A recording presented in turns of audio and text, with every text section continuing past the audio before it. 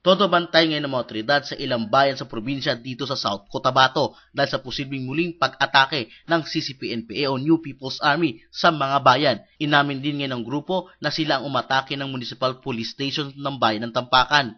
Na-recover na rin ng mga otoridad ang isa sa dalawang sasakyang pampasahero na ginamit ng mga rebelde sa pagsalakay sa bayan ng Tampakan. We will alert people, we will alert yung police station.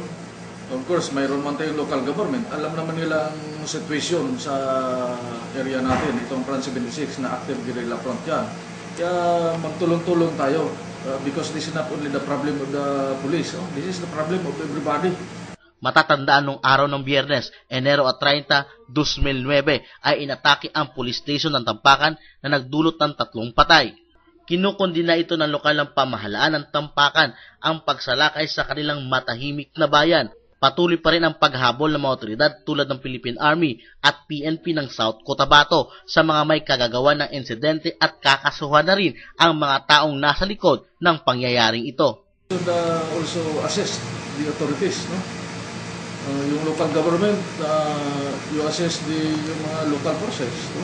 Tulong-tulong yan. Hindi lang, this is not only the job of the PNP or the Philippine Army because we are only one of the components sa structure sa gobyerno. So yung pag-resolve ng problema, maraming component yan. One is through the use of the police and through the use of military. So yun dapat ang gawin natin, mag-complete lahat para ma-resolve natin problema diyan sa taas. Hanggang ngayon ay di pa rin makuha ng LGU ng Tampakan kung ano ang dahilan sa pagsalakay sa bayan ng Tampakan.